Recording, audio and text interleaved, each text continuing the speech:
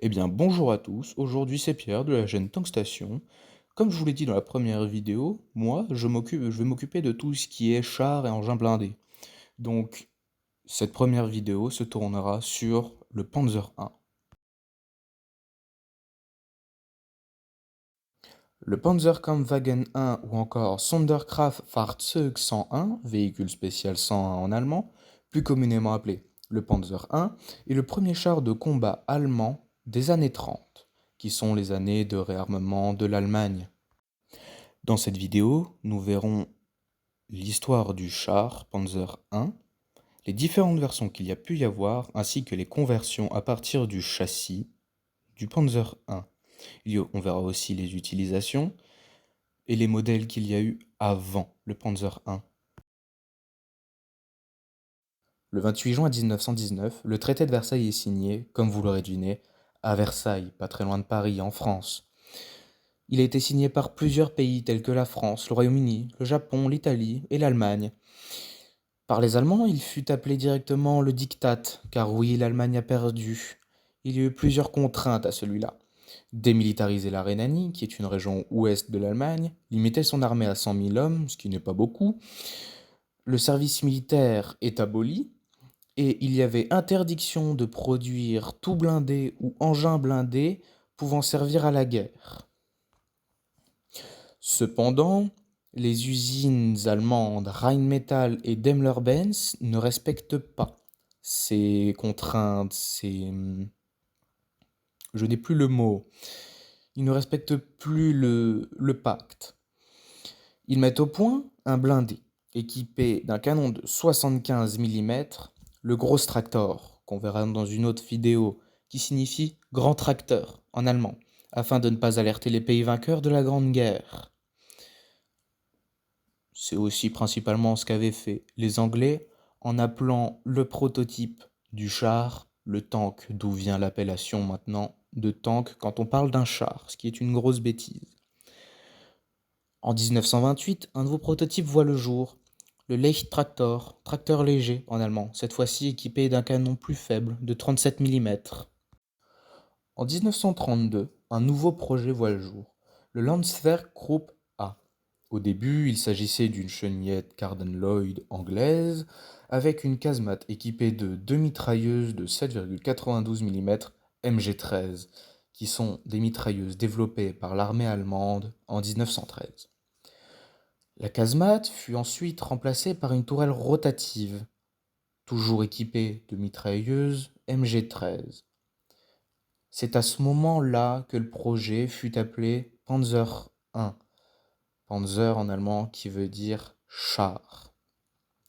Cependant, les mitrailleuses étaient tellement faibles qu'elles ne pouvaient pénétrer aucun blindage, alors les Allemands s'en servaient pour véhicules d'entraînement des Panzer-Divisions, qui sont les divisions blindées allemandes de la guerre, voilà. Le Panzer I Ausführung A, équipé de deux mitrailleuses de 7,92 mm MG13, avait un blindage très faible, ne dépassant pas les 13 mm, ce qui est vraiment très peu, sachant que des chars anglais, français ou même américains les dépassaient largement et pouvaient largement les pénétrer. Il était équipé d'un moteur Krupp M105 de 57 chevaux qui déplaçait le char à une vitesse de 37 km/h sur une distance de 145 km sur route et à peu près 100 km en tout terrain. Son équipage, composé de deux membres, un pilote et un chef de char tireur, donc le pilote pilotait et le chef de char tireur donnait les ordres et servait d'opérateur tireur tourelle maintenant. Il a une masse de 5,4 tonnes, soit environ 4,35 voitures modernes pour une longueur de 4,0 mètres, une largeur de 2 mètres et une hauteur de 1,72 m, ce qui est plus grand que certaines personnes. Le Panzer I Ausführung B, équipé comme le Panzer I Ausführung A de deux mitrailleuses MG13 et d'un blindage allant de 6 mm à 13 mm, comme le Panzer A, était équipé d'un moteur Maybach NL 38 TR. 200 chevaux, propulsant le char à une vitesse de 40 km/h, soit 3 km/h de plus que le Panzer 1A pour une autonomie de 140 km, ce qui est déjà pas mal, sur route, et 110 km en tout terrain, soit 10 km de plus que le Panzer 1A. Il est toujours composé de deux membres d'équipage, tout comme les autres versions seront équipées de deux membres d'équipage, toujours les mêmes, un pilote et un chef de char tireur. Cette fois-ci, il est un peu plus lourd.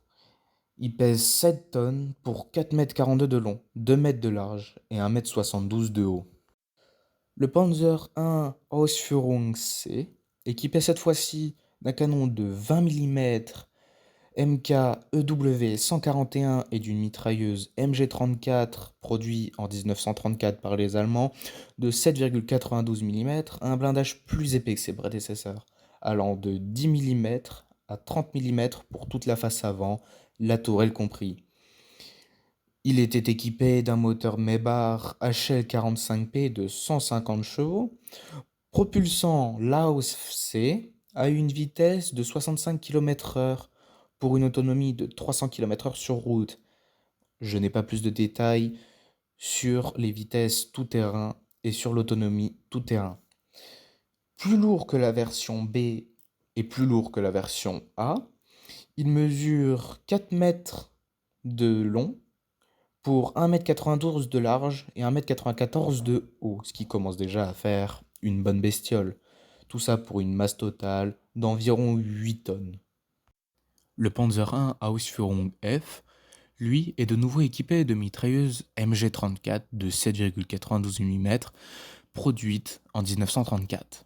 Il a un blindage bien plus épais que ses prédécesseurs, avec 80 mm de face, un blindage de 8 cm, c'est déjà pas mal pour l'époque, et 25 mm au minimum. Comme le sait, il est équipé d'un moteur Maybach HL45P de 150 chevaux, le propulsant à 25 km/h sur route pour 150 km d'autonomie.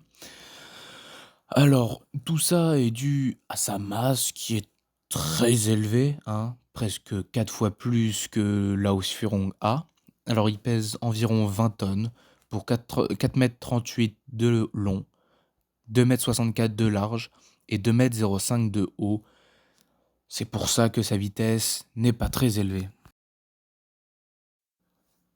Étant donné que le Panzer I n'a jamais servi au combat, du moins presque jamais servi au combat, son châssis a néanmoins servi à la création de nouveaux blindés, tels que le Sturmpanzer I Bison équipé d'un canon de 150 mm, ce qui est déjà pas mal, enfin pas vraiment un canon, c'est un obusier de 150 mm.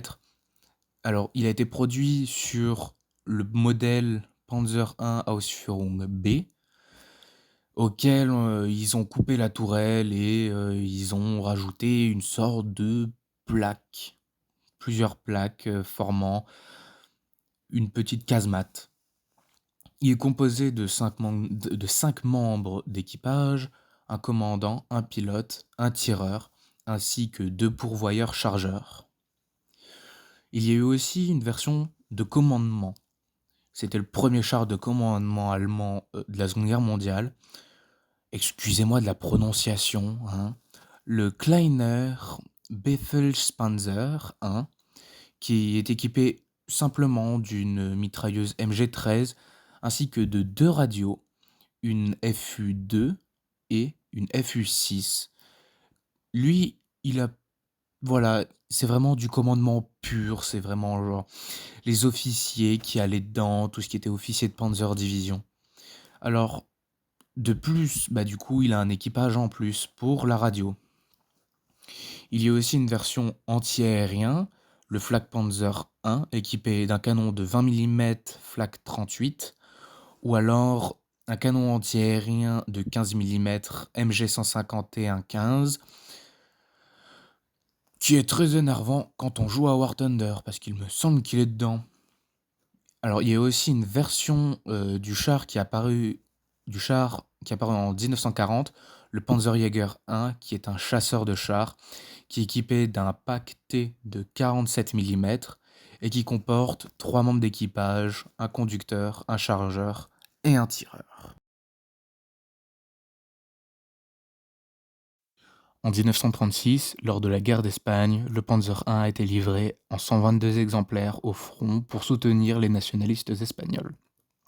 Pour rappel, la guerre d'Espagne, aussi appelée guerre civile espagnole, est un conflit qui a duré du 17 juillet 1936 au 1er avril 1939.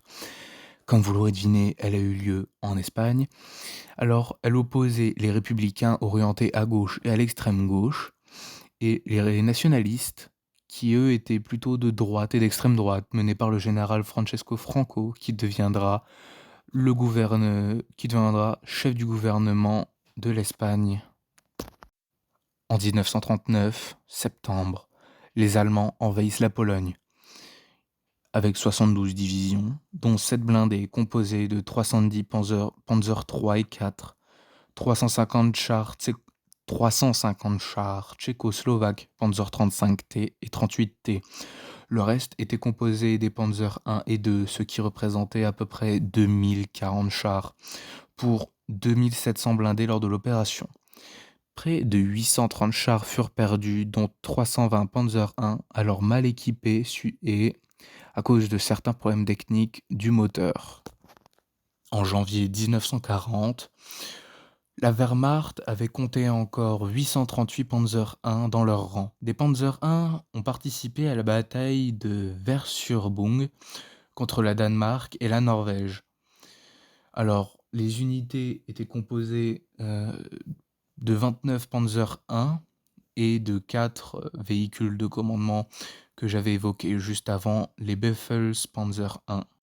Mais la plupart du temps, comme dit précédemment, le Panzer I servait principalement de char pour les entraînements des nouveaux pilotes des Panzer divisions allemandes. Eh bien, merci à tous d'avoir regardé cette vidéo. Maintenant, vous en savez plus sur le Panzer I. Désolé de la qualité du montage, c'est mon premier montage vraiment pour YouTube. Je vous remercie d'avoir regardé la vidéo. N'hésitez pas à commenter, à vous abonner, à mettre des petits pouces bleus. Ça nous soutiendrait beaucoup, Aurélien et moi. Et en plus, vous serez alertés de nos prochaines vidéos sur les chars et sur les avions. N'hésitez pas à me dire dans les commentaires aussi ce que vous voulez pour la prochaine vidéo. Je le ferai, ou peut-être pas. Merci en tout cas d'avoir regardé. À la prochaine!